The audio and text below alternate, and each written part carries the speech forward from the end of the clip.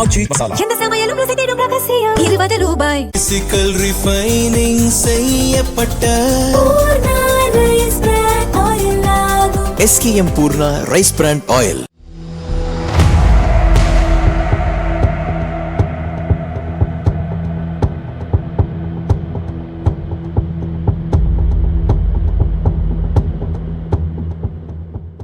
தென் அமெரிக்காவில் உள்ள வெனிசுலா நாட்டில் ஜூன் 24ஆம் தேதி அடுத்தடுத்து 2 சக்தி வாய்ந்த பூகம்பங்கள் ஏற்பட்டன.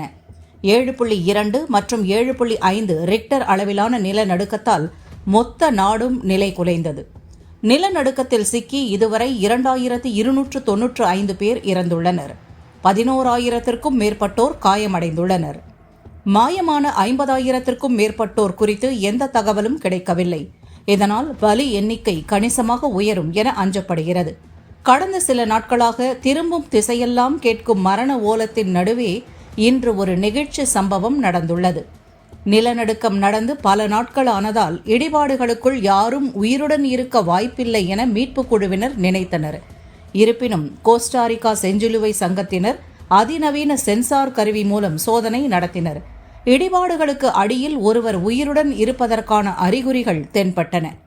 உடனடியாக Los Angeles, Chile, Portugal, Mexico உள்ளிட்ட 7 நாடுகளைச் சேர்ந்த சர்வதேச நிபுணர்கள் அடங்கிய மீட்புக் குழு களத்தில் இறங்கியது.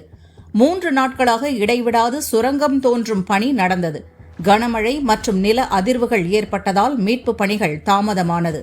கடும் சிரமத்திற்கு மத்தியிலும் ஒரு சிறு துளை வழியே டெலஸ்கோப் கேமரா மூலம் அடியில் சிக்கியிருந்த ஹெர்னான் அல்பர்டோவை மீட்புக் குழு தொடர்பு கொண்டது. அவருக்கு குழாய் வழியாக திரவ உணவு மற்றும் தண்ணீர் வழங்கப்பட்டது. இறுதியாக இன்று அதிகாலையில் ஹெர்னான் பத்திரமாக மீட்கப்பட்டார். வெனிசுலா லா குவேராவில் கடியா லாமார் பகுதியில் பிரம்மாண்ட 7 அடுக்கு வணிக வளாகம் இருந்தது.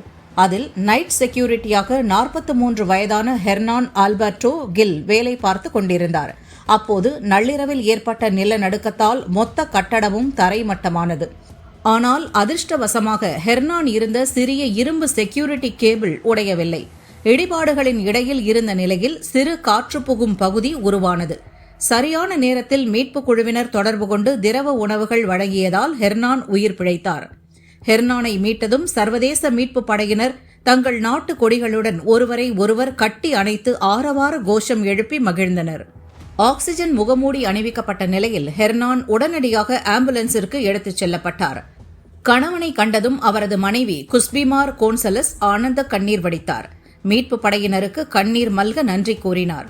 ஆயிரக்கணக்கான உயிர்களை இழந்த நிலையில் 8 நாட்களுக்கு பிறகு நடந்த இந்த சம்பவம் அனைவரையும் நெகிழ வைத்துள்ளது.